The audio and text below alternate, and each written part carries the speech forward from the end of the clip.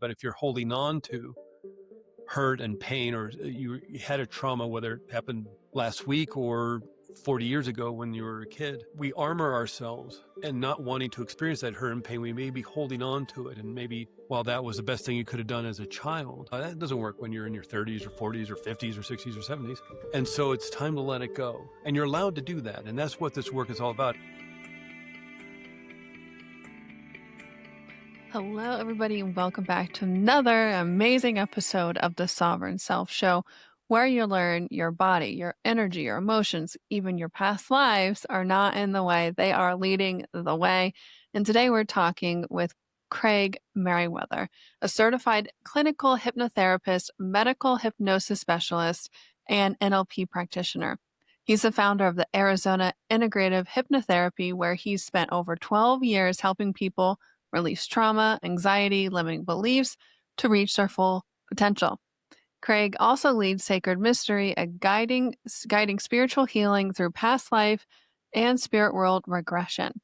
His work bridges science and spirituality, helping clients connect more with their soul's wisdom and heal on deep emotional levels and awaken to their true purpose. He's also the author of the Past Lives Guidebook. Oh my gosh. Welcome, Craig, to the show. Thank you, Lauren. I really appreciate that. I've been looking forward to this for a while. It's an extraordinarily deep topic and can go in so many directions. So yeah, let's dive in.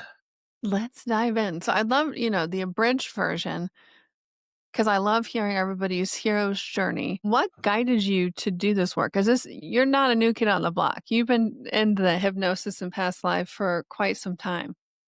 Yeah, the actual work of it and helping guide people through that experience, either for healing and a lot of the work I do with people with past life regression is for a deep healing, whether that's emotional or maybe a mindset issue or even physical at times. And we can get a little bit further down that rabbit hole in a little bit. But in terms of my own kind of way down this pathway, it was a big drip. It wasn't this, I was all of a sudden into past lives and reincarnation and the whole philosophy and theories and spirituality behind that. It was kind of a slow drip. I grew up in the Episcopal Church.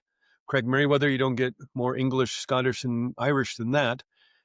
And though I grew up in San Diego, California, and the church down the street was an Episcopal church. And I loved the pageantry of it all, the ceremony, the ritual, the robes, the candles. Episcopalian church is basically Roman Catholic light. And they have all the ritual around it, which was, I loved that as a kid. And I guess to a certain extent still do. But I also went to a Baptist school from 6th grade to 12th grade. So it's this weird convergence of these two very differing philosophies around Christianity growing up. But that was my world, was Christianity, both the Episcopal side of it on kind of afternoons and weekends after school, and then during school, the kind of Baptist side of it. When I moved away to the University of California, Santa Cruz, to go to school, and this was in the early 1990s, my world kind of opened up because that's such an extraordinarily, well, the cliche is the melting pot, and that's exactly what it is. San Francisco is right there, about 90 minutes north of Santa Cruz. Silicon Valley is right there to the east. And it was this extraordinary education of different worlds, different cultures, different ethnicities, different music, different dance, you'd always have these festivals, and then you can go take a Zen meditation class, and then maybe go take an African dance class, and then start learning how to do drumming for Middle Eastern dance. And as you're doing this and exploring different kinds of foods and philosophies and theories of spirituality, it just gets bigger and bigger. And past lives and reincarnation was very new to me. That's not really explored in Christian world. And so that was very new to me. So it was a slow drip of, well, that's what they believe over there. And as my world opened up, I accepted more. I'm a big skeptic, still am today. That's probably 90% of the reason I wrote that book, Past Lives Guidebook, because I wanted more information about it. I wanted to understand it myself. It's one thing to work with people and do this work, get trained in it, and be able to help people have that experience. Again, whether for healing or just more discovery and insights and just kind of for fun, certainly. but to actually really understand it in terms of the life universe and everything, the biology of it, what's going on in the brain, what's the research behind it, who's doing the research, are there some decent left brain academic intellectual people analyzing this situation, or is it more kind of the woo side things? I wanted to know more about what it was I was doing, how it's working with the brain. Where is memory held? Where is consciousness? Is consciousness located within the skull, like a little hut, and the consciousness isn't there, or is consciousness non-local? It's outside of the mind and body, and it's more about the soul. And is that why the United States government did all that research in remote viewing, where you can put your consciousness not only in maybe the other side of the world, but underground in bunkers and under looking into warehouses to watch Soviet Union building new class of submarine, and even to other planets. As one of the people remote viewed Jupiter before the Viking satellites went by way back in the early 70s. And not only were they finding that they could remote view other places and underground bunkers, and actually got into some big trouble with the National Security Administration because they accidentally remote viewed an underground bunker where they saw top secret files and names of the officers who worked there and all this. They were able to explore the future as well as explore the past. And so this becomes more interesting because if the government is spending millions of dollars over decades, it wasn't like they tried it for a couple of months, spent $100 and was, okay, well, this doesn't work. Let's move on to something else. They were getting results. It's the Stargate program. You look it up on the internet, remote viewing, Stanford University, and you'll go down. There's a rabbit hole right there. I have a chapter about it in my book, but I barely touch upon it because this is such a huge topic. But it was with my skepticism of it all. I'm a true believer and a skeptic at the same time. I write about that in the introduction. And this is the book I wrote for myself because I wanted to learn even more about what's going on. And so again, it's been this slow drip of wanting to understand more about the world and the universe. And it basically, the reason why I'm doing this is because of my interest in spirituality since I was a little kid. And my world just keeps getting, more open and more understanding and more information. And I just, the more I learn, it seems to be more questions to ask. So, just keep going and going and going, I guess. I love it, and I think that's I see that through line asking all the guests, 300 plus guests over the years. Yes, there might be Mm, certain moments that sparked awakening or shift, but it's always that drip, like you said, because it's like we're never going to get it done, is what I keep telling myself. And there's always yeah. new things to explore and to grow and to experience. And quite frankly, that's what makes life more exciting. For me is Yeah. the constant new rabbit holes or new direction or new skepticism. Our listeners, we're in the woo woo, we're in the spiritual, but also scientific kind of background as well. So we understand past life regression and all that kind of stuff. And for me in my journey, I went down that rabbit hole and I kind of pulled myself out because I was so interested in learning more about my past lives or alternate lifetimes than actually taking accountability for this lifetime. Mm. And so I would love to hear, how do you integrate that? Because for me it was almost like whatever I was going through at that time of my life, it was like what is the word I'm looking for? Just like avoiding, myself, which you could do with anything. But from that skeptic point of view, what have you found? Because it is really cool, like experiencing these things and learning about these new places and parts of you and how it all ties together emotionally, physically. So, how do you balance that with because all of our power is right now in the present? Right. Yeah. And I think it comes down to that intuition that you have or that little tap on the shoulder.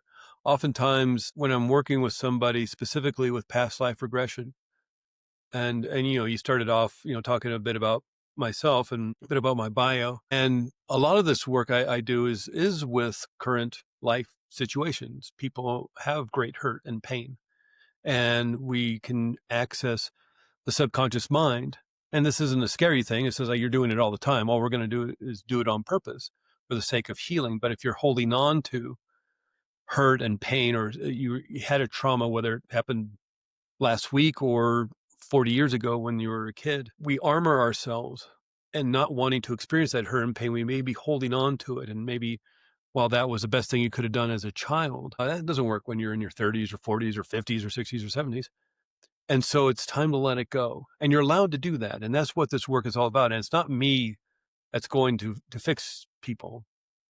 You're going to fix yourself.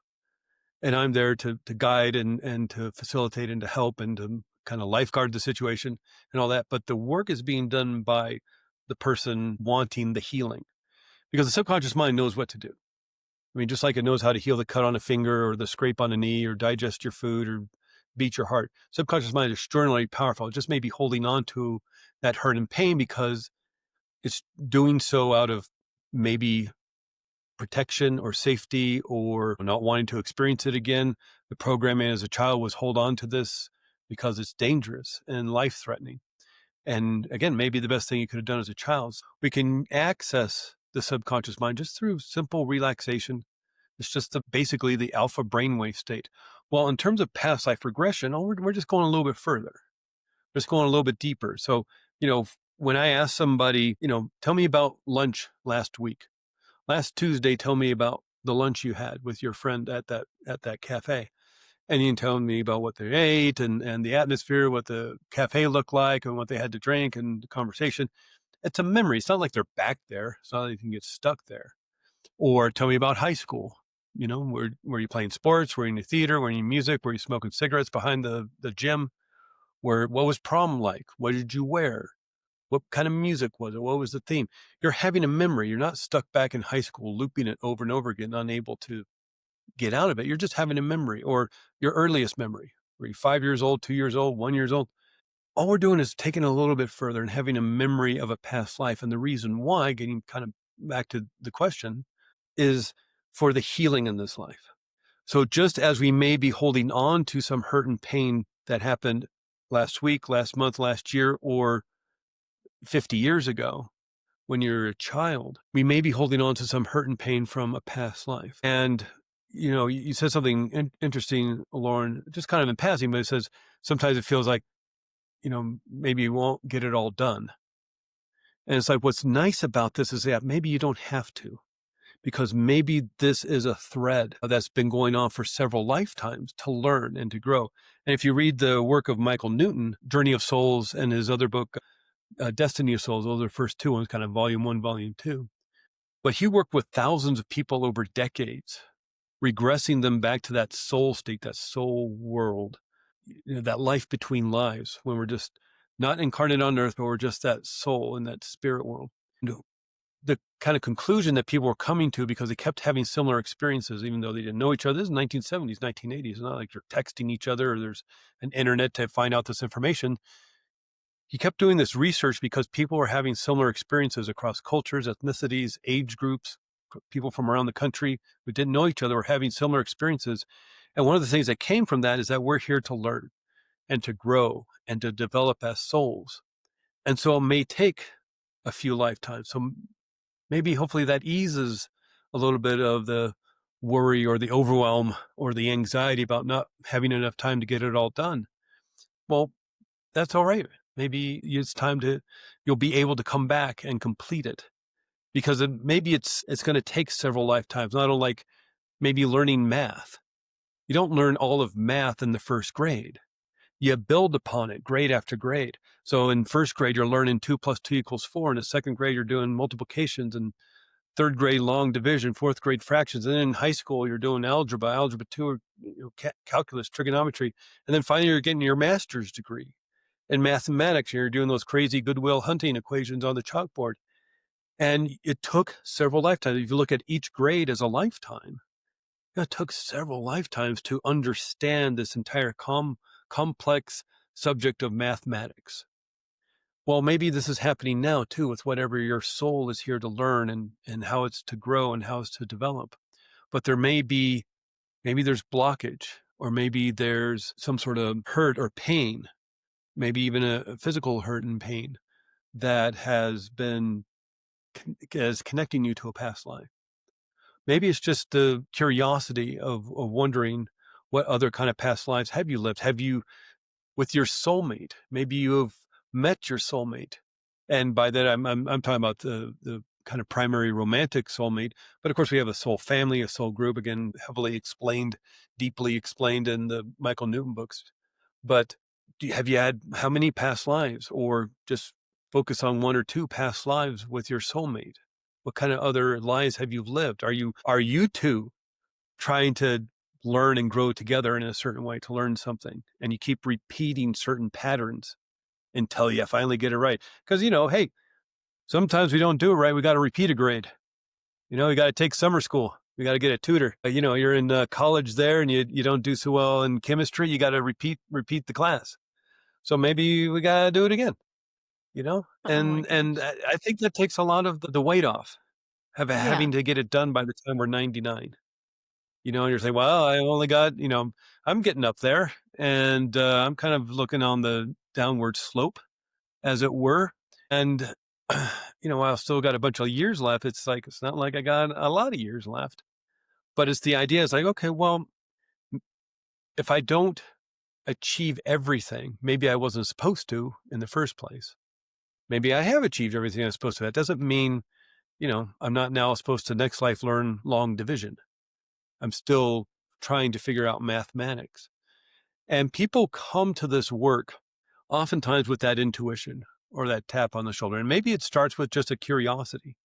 Maybe they read Brian Weiss or Dolores Cannon or the Michael Newton books. Maybe they read my book. And that curiosity has them reach out. Or oftentimes is the case they are struggling.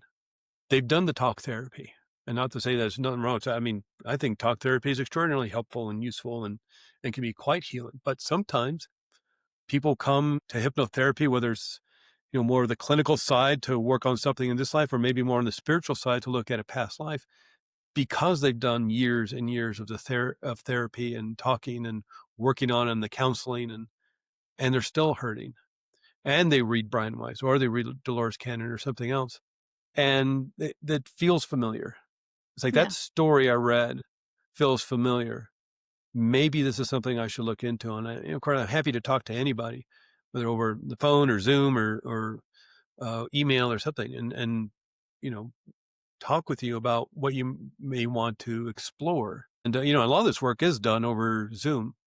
But if anything, if any silver lining came out of the COVID era, was that people realized how comfortable it is to do this work over Zoom, and whether it's talk therapy or relationship counseling or life coaching or hypnotherapy or past life regression, is how comfortable it is over Zoom, because I'm not fixing anybody. You're doing Mm. the work yourself, and people feel so comfortable and at home in their homes and safe, and then they don't have to cross town on a Friday afternoon in rush hour traffic trying to get their appointment on time. And it's so convenient and easy. Over the last years, I've been able to work with people around the country and around the world with this stuff. And it's quite extraordinary. If you feel that tap on the shoulder, that this may be something you're interested in. It can be quite. Yeah. Oh my gosh. So many places I want to go with this, but I was thinking Dolores Mm, Cannon before you mentioned her because, I remember hearing her around 2012. It's like that was kind of when the drip started, momentum started for me around yeah. spirituality. And I was like, whoa. And her talking about the waves coming in of people. And I was just like, it just made so much sense to me, without knowing, but it made so much sense to me. And I know so many of the listeners too have heard of Mm, her and understand that. And what I want to ask you is, you talk about soulmates, and I was also thinking about recently, the past few years, how connected to Isis and the Egyptian energy that I've had in this lifetime, just random synchronicities. Like my partner and I met through a spiritual community where we had to choose a name, and his was Osiris, and I chose Isis. And it just happened to be these energies bringing us together. His middle name's Lauren, spelled Loren, all these synchronicities. But I also want to focus on more of the priestess energy because so many spiritual women that are waking up now feel so connected to the witch or spiritual lineage of priestesses, but we still have these ancestral stuff coming up or physical stuff. So it's like we know we've studied with these great masters, have been connected to that wisdom and energy and mastered parts of that. But here we are. It's like this dichotomy living in this 3D, working through sometimes it almost feels like you said, simple mathematics, but we know that we've mastered quantum physics. So there's like Yeah. this part. So what are your thoughts with all of that? Again, just it's such a huge topic, and that you find these synchronicities, you find these situations, these circumstances in your life that kind of are head scratching. They seem a little too good to be true. And those may be the little hints that we get. I think obviously we have this veil of amnesia that comes over us. Little kids are great at doing this kind of work. Even you don't have to put them in any sort of hypnagogic trance state. They're already spend a lot of their time in the alpha brainwave state and the theta brainwave state when they're tiny little kids. And I don't think that beta brainwave state really clicks on until about age of 7 or 8 or 9. And so they're often in this trancey state anyway. And even just asking them over the breakfast table or while you're out hanging out or something, if they remember anything, and it can be quite fascinating. But after a while, if not the minute we're born, we have this veil of amnesia. And I think just because maybe there's just our operating system can't handle all that information, and that, maybe it's there for our own learning and growth. We're not supposed to know all that because that would hinder what we're supposed to learn. That will hinder how we're supposed to move forward and grow and develop. But maybe we get these little hints. We get these little taps on the shoulders, or the brain rattles a little bit and kind of turns the signal on the radio station. And that's happened a few times that people have written about in terms of like Om City. If you look up her, it's OMMSETY. And she was a little girl in England back in 1930s, I believe. This is strange because I wrote about her in a book, so you think I'd remember a little bit more about it. But she fell down the stairs and, traumatic brain injury. And when she woke up, she had all this past life memories of being back in Egypt. But they would go to the British Museum. This is like 1930. And they'd go to the British Museum as a little kid, and she would correct the docents on what the British display or the Egyptian displays were all about. Eventually, she moved to Egypt. She'd actually work with the archaeologists, and she, one kind of famous story that was written about in magazines at the time, and then therefore in her biographies later, was they went out into the desert and she just kind of pointed, the city was over here, over by this mountain at the base over to the east. And that's where they dug, and that's where they found the city, or the little village, I guess, probably not a huge city. But it's fascinating that we have the ability to maybe tune into this. And even the spontaneous savant syndrome, in which people get a traumatic brain injury and wake up from a coma or their injury with a skill they didn't have before.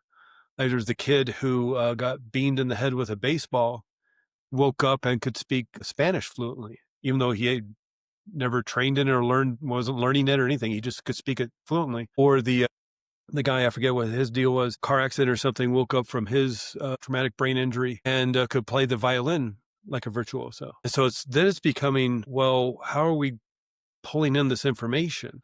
Because we thought we had to practice for that muscle memory, whether it's dance or martial arts or learning the piano or learning the violin. You're practicing, get that muscle memory. Of course, muscles don't have memory, but the theory around it is that, we're connecting those neural pathways in the head. And the more you practice, the stronger and faster the communication gets. And that's why you get better and better and better. Well, what if it's not that you're strengthening and connecting those neural pathways for faster communication within the brain, but you're strengthening the antenna, pulling in that information from somewhere else. And the more you practice it, the stronger, or the bigger the pipe gets for the information to come through. instead of a 1/4 inch pipe, now you have a 1 inch pipe, now you have a 2 inch pipe, now you have a 3 inch pipe, and more information can come through. Therefore, you get better at the piano, you get better at the violin, at dance, at martial arts. Well, in that spontaneous savant syndrome, it's sort of like you're driving down the road and your car hits a pothole and the radio station just kind of flips, switches over to another station. Well, it's like you get beamed in the head with a baseball. And in that specific instant, it lit up neural pathways to pull in information about Spanish or the violin or something else. Now, if you want to learn Italian, don't go running your car into a wall or asking your friend to throw baseballs at your head. This seems to be a rare occurrence that actually happens. But it's that quote by William James, one of the pioneers of modern psychotherapy, that to prove all crows aren't black, you only need one white crow. And Mhm. so to prove that maybe these instances show the brain is maybe more of an antenna or a receiver and transmitter of information like an antenna or radar dish or something like that. How many do you need? 1, 2, 3, 99, 104? How many of these stories do you need? The Brian Weiss book alone, Many Lives, Many Masters, or let alone the story of Om Seti, let alone the kid got hit in the head with the baseball. How many stories do we need, let alone like something, like you, Lauren, where you're having these coincidences and these uh, circumstances show up in your life that seem to all add up to something. And maybe we're just getting these little peeks behind the veil here and there. Maybe that's part of, how hypnotherapy and past life regression can help. Is just maybe make that curtain a little bit wider and get a bigger peek behind the veil. I don't think we can see entirely behind the curtain. I don't think this radar dish of our brain can grab so much information. And because I think when you're pulling in information from spirit world, or you're connecting with your guides or your ancestors, or you're looking at past lives, we're pulling in this kind of de-information through a fire hose into this 3D brain. And so it's sort of like this digital information you now have to turn into analog, Yeah. taking this digital frequencies and turning it into magnetic cassette tape or an 8-track tape. And it's like, well, it's going to have to make some accommodations and maybe can't show you everything. And maybe bits and pieces get lost and get bounced out because it's just so much. So you get these little things like you experienced, Lauren, or maybe some of these other people have experienced that seem to point in a certain direction, but you're only getting a little bit of the information. You can't quite see the whole picture. And hopefully, working with hypnotherapy or past life regression or moving to spirit world, maybe even moves the curtain a little wider to Yeah. get a little bigger peek. Keep saying this. I keep thinking, you know, from a body or a chakra point of view, I'm thinking pineal gland, third eye, Mm. because we literally have crystals in our brains, which is amazing. And techniques like Yeah. breath work can actually activate these crystals because it's a piezoelectric response. So you're actually creating a little electricity, these little crystals, these antennas in your brain, and that can Yeah. you can have any sort of spiritual moment, a kundalini awakening, past life regression, spontaneous healing, connection to the spirit world. And I'm thinking as you're saying car crash, traumatic head injury, baseball to the brain. I'm like, maybe some of those crystals happened to kind of get activated in those moments and Mm. shifted that energy. I mean, have you had Yeah. any research with the pineal gland and those crystals? So, yeah, that's actually a big chapter in the book because, again, a lot of this book was written because of my own curiosity around this Mhm. and the biology of the brain because people, scientists, researchers have been talking about computer simulation theory in terms of how our reality is coming to us, or the holographic universe theory, or the multiverse, all these different theories. And so I wanted to understand them more. And a part of that is, well, how are we able to perceive this reality? And the pineal gland is a big part of that. And what's fascinating about the pineal gland is that it's only about the size of a grain of rice.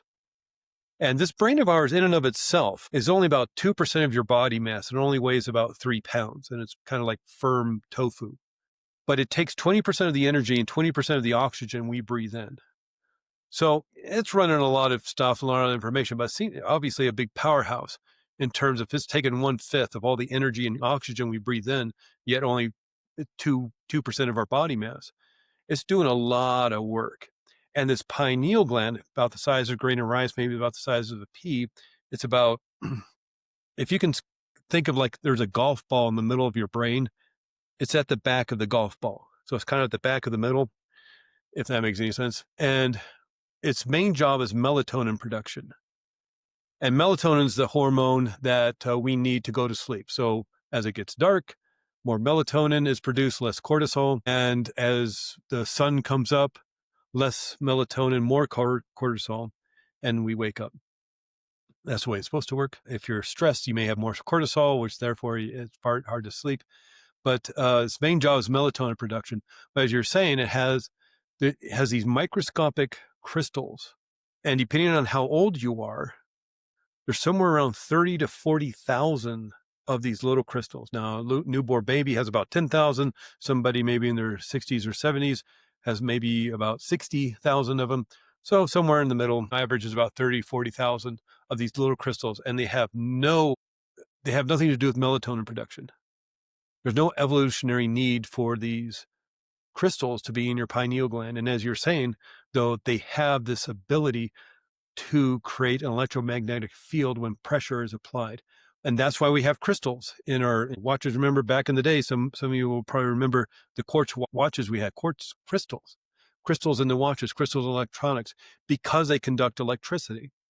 And so if anybody out there is a Dr. Joe Dispenza fan, you know, he has that, he has the breathing technique, and he talks about it in his book, in a couple of his books. He talks about the pineal gland. There's a lot of the research and photos of the crystals and he has that breathing technique where he's pulling it up from the perineum, basically from your root chakra, up your spinal cord and into your brain. And what he's doing specifically is moving that energy from your perineum, from your root chakra, up into your third eye, but specifically kind of swirling your cerebral fluid. Swirling cerebral fluid will put pressure upon that pineal gland and create that electromagnetic field that's measurable. And so the question comes, well, why do you need an electromagnetic field in your brain? And this is where that non-local consciousness theory comes from. If consciousness is not held within this room of the skull, the hut of the skull you have, but it may be outside of yourselves, and therefore remote viewing, therefore spontaneous savant syndrome, therefore, maybe seeing into the past, seeing into the future. If you have this non-local consciousness and the brain does not hold memory or thought, but that's outside of the brain is pulling it in like an antenna. And so what one research study showed, and again, you can look this up on Google. Google actually has a subsection it's called Google Scholar. And if you just go to regular Google and you type in Google Scholar, you'll get scholar.google.com. And all that does is a search engine for research papers that have been published in scientific and medical journals. And so you can start looking this stuff up through that and just look up pineal gland or past life regression and pineal gland or things like that. You can have real fun with it, trying to find really interesting research.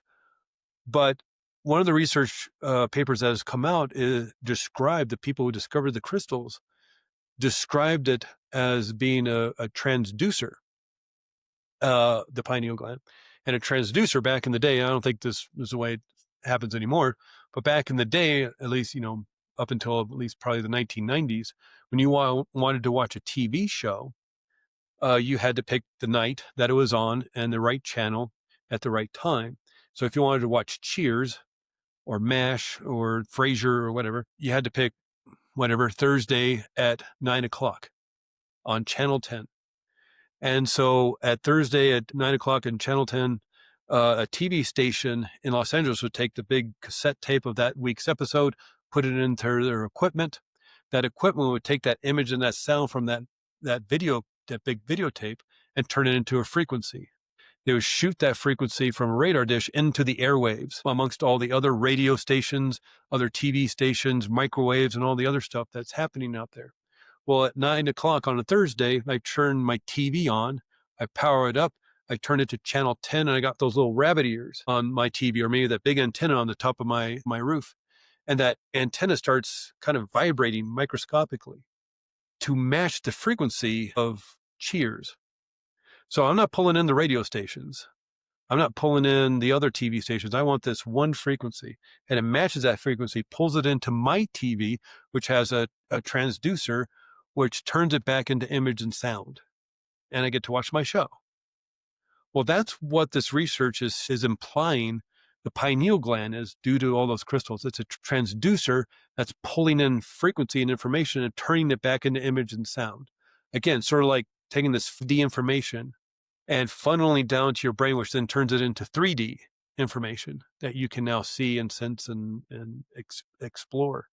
And so it's quite extraordinary. Again, that I was so fascinated by this, I wanted to learn more about it. That's why I wrote the book, and why there's a big chapter about pineal glands. There's a big chapter about remote viewing. There's a big chapter about discussing the various theories of holographic universe and computer simulation, and about time and memory and consciousness, as well as even the history of past life regression and the idea of reincarnation and past life regression, starting all the way back to Neanderthal burial sites.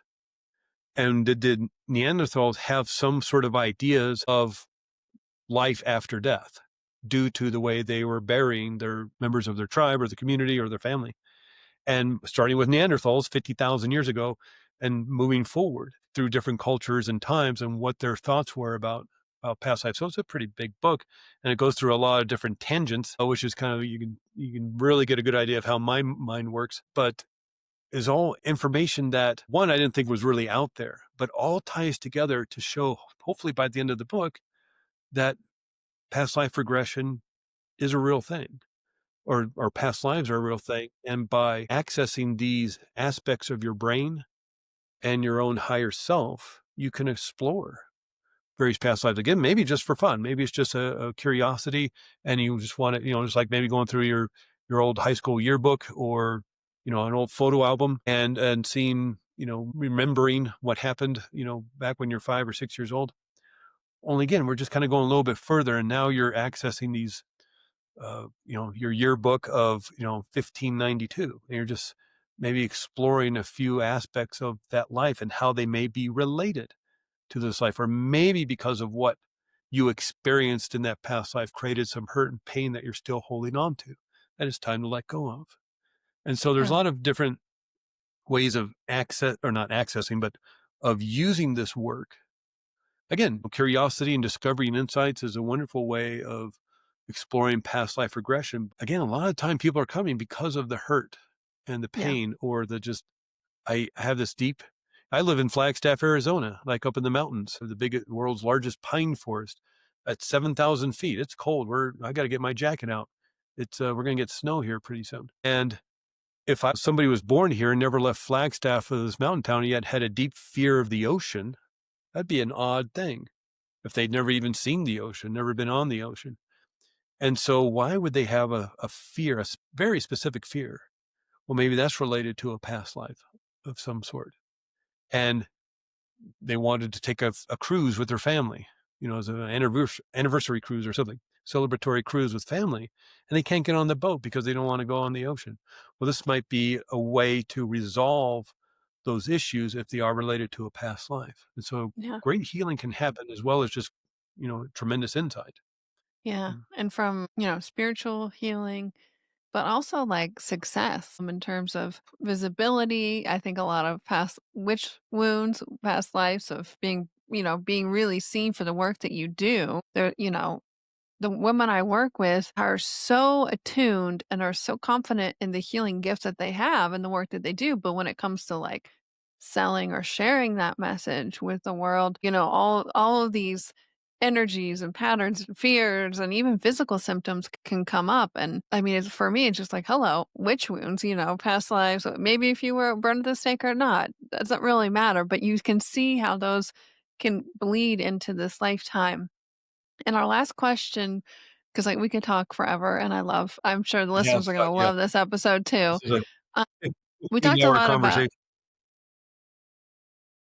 we talked a lot about, past lives and the science, which I love, Mhm, but spirit guides, you know, mhm, for me, it's like connecting that higher part of me, spirit guides for that direction, for that clarity, because it's not just me in this 3D body that's experiencing it. There's so much more, there's so much support and help mhm, always. So I'd love to hear, yeah. your synopsis of how do we do that and why is it so important? Yeah, I think tapping in, especially if you're getting the intuition that this is work that you want to explore a little bit more, especially if you haven't read them yet. The Michael Newton books, Journey of Souls is volume one, Destiny of Souls is volume two. Really quickly, what happened with Dr. Michael Newton, and he passed away, I think, in 2011. But in 1969, he's a psychotherapist, or was a psychotherapist. He was working with a client and wanting to use hypnotherapy to regress him back to childhood to resolve an issue that, due to their conversations and working together, he thought, well, this must be a childhood issue. Let's regress back to childhood and we'll resolve this issue and do some hypnotherapy.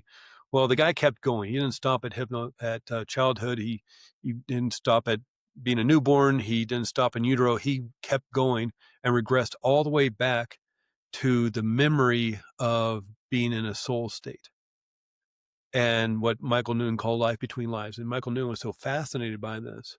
And so I wonder if I could find a way to get people into this state again. And so he started working with people and researching, and he found a protocol to help people get back in that soul state. And as he was working with people, that's when he noticed that people are having similar experiences. And he worked with thousands of people over the course of 2 decades, all the 70s, all the 80s. And it was 1992, they released Journey of Souls. He did another decade's worth of research and with a couple, thousand more people, and then released the second book, Destiny of Souls. And then that was 2001 or so. He then continued researching, and the Michael Newton Institute is still researching. They released a book a couple of years ago of the latest research and working with people.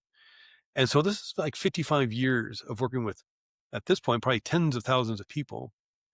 And that's why I like their works. And the work I do is more focused on the Michael Newton protocols of getting people back into that soul state, which we always do after the past life regression, because that's where healing can happen.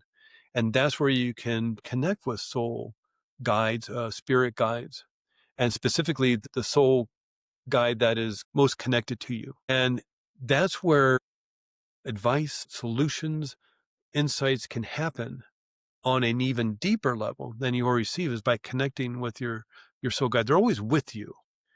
It just may be with the noise of this 3D planet Earth world. It's sometimes hard to get into that state. And it's sort of like if you live, especially if you live in the big city, and the cars and the jackhammers and the sirens and just the people yelling, and it's so much different than going way, way, way, way out into the country and just hearing the silence, if you know what I mean.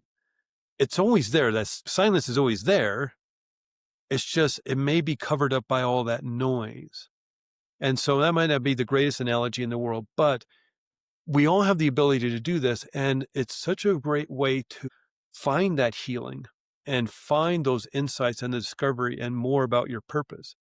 And by moving into that soul world state, or that spirit world state, life between lives, is a great way to connect not only with your one specific spirit guide, but maybe other spiritual beings up there, or spirit beings, I should say, as well as your soul family, your soul group, connecting with them in that way, seeing how they relate to you. What roles are they playing in your world now? How they played roles in past lives. It's not unlike a local theater troupe.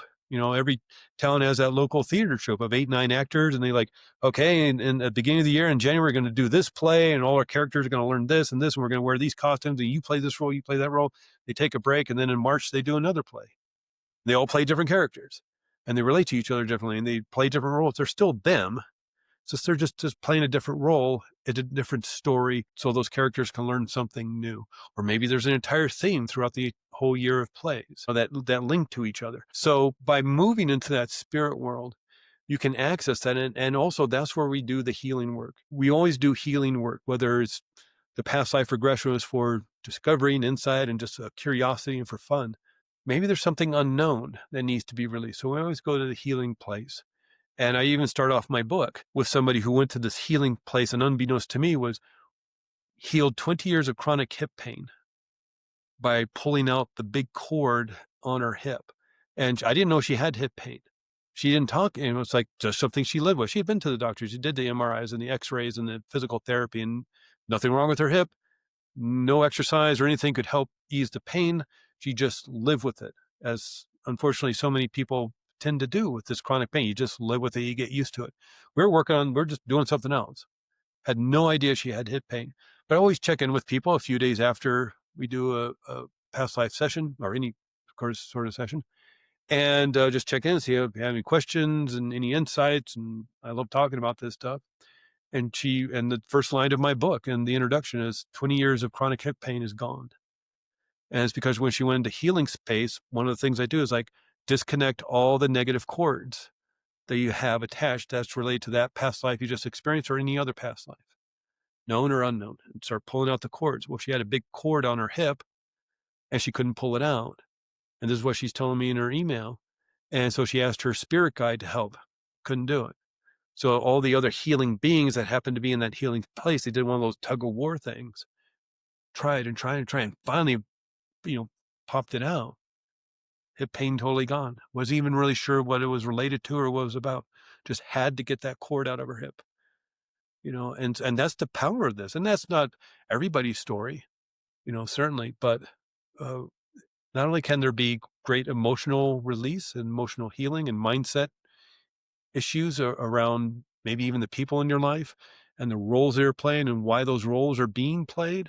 But, maybe there could be physical healing too. It certainly has happened in the past. Wow. I know my Yeah. body is being activated listening to these stories. My crown just when you said that was opening up here. Yeah. One of my first experiences with my guides was like I understood what guides were and such, and it was my first time of my own place living alone. I'd always lived with somebody, roommate, or I was married Yeah. before. And I remember one night just feeling like these presence of entities there. I couldn't see anything, but I could feel them standing in my bed. And I remember one Yeah. of them, I could kind of sense the energy and the names. And one of them, I swear, I thought they said Megatron, like the Transformers, because I didn't understand at the time the Archangel Metatron Archangels. Yeah. was a thing. And I'm Yeah. thinking, I have a transformer as a guide here, Yeah. and so I went down that rabbit hole, and I was like, it was a really funny moment, but I was like, "Oh, wow." And when you said earlier about sometimes we lose a few things in translation, and when we're filtering the energy through, and that just reminded me of that funny story. I'm like, "Oh, okay. That makes more sense now."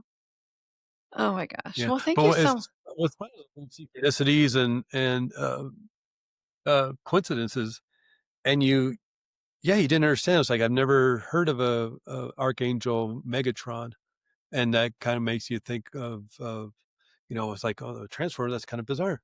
But then that leads you down that rabbit hole of Yes. researching all the Yes, different it did. archangels. Oh, I thought it was Michael and Gabriel. I mean, there's more than those two.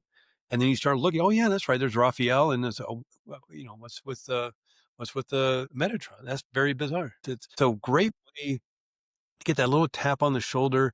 Maybe it's through a dream, or maybe just a vision or a download, and it sends you down that pathway to open up your soul, open up your mind, open up your heart even just a little bit more. Yes, and Yeah. just how we started the episode, you're saying it was just a drip that kinda led you through all of this, and that's what my experience has been with everything in life, and, um, I think the moments where we feel like everything's turned upside down, things like hypnotherapy or even Dr. Joe's work, that's how I ended up inadvertently meeting my partner. Both of us went into the work healing ourselves, healing our physical bodies in some way. and that led us down Yeah. the rabbit hole of, finding each other and all of this stuff. But, you know, I don't remember the exact quote from Dr. Joe, but he talks about, it takes contrast. It takes a challenge for us to change sometimes. As humans, we Mhm. just kind of got our own routines and such. Sometimes it does take that little shake up to kind of look at things differently, do things differently, look for different healing therapies like hypnotherapy. Yeah. Yeah, and again, it's oftentimes, hypnotherapy and even, past life regression is the bottom of the list. People have tried everything else, Yeah. and they end up maybe hearing something from Joe Dispenza or somebody else, Bruce Lipton or Lynn McTaggart or somebody, and they mention hypnotherapy, and that leads them down. That's all they need, that one little Yeah. blog post or that one little blurb on Instagram or something, and it sends them down the research rabbit hole until they realize, and maybe they'd been talking about hypnotherapy on their Instagram for years. It just happened now that person's ready for it, or they finally pick up the Brian Weiss book they've had on the side of their bed that someone gave them 3 years ago. And it's finally time to read the Brian Weiss book because they're ready. And like, this feels familiar. This feels right. And now it's Mm. time to explore a little bit more about doing past life regression yourself. So, So if yeah, people are it's listening fascinating and they're like, to be human, that's for sure. yeah. So if people are like, okay, we want to explore now. How can people, what's the best way to reach out to you and connect with you to do some work? Yeah, the best way is just the website, sacredmysteryhypnotherapy.com. And the short link is just sacredhypno.com. Sacredmysteryhypnotherapy.com is the best way. And you can email me through that or give me a text or a call, and happy to talk with you. Happy to answer any questions people might have. If you go to the website, there's a free recording to connect with your soul guide or your spirit guide, and you can use that to start doing this work. There's other recordings there for connecting past lives with your soulmate or your purpose or healing and various things. So it's a nice kind of entry point to that. But happy to talk with anybody about this work. It's fascinating, fascinating beyond belief. Yeah. Mm. Well, thank you so much, Greg, for coming on. I know you told me off air, you're like, I like to talk. It's going to be a long one. And I'm like, oh, yeah, it's a longer one. But I'm sure, just as me, every listener has been enthralled and wanting to hear more. So thank you so much for your time, your energy, and your presence. Yeah. Thank Uh, you.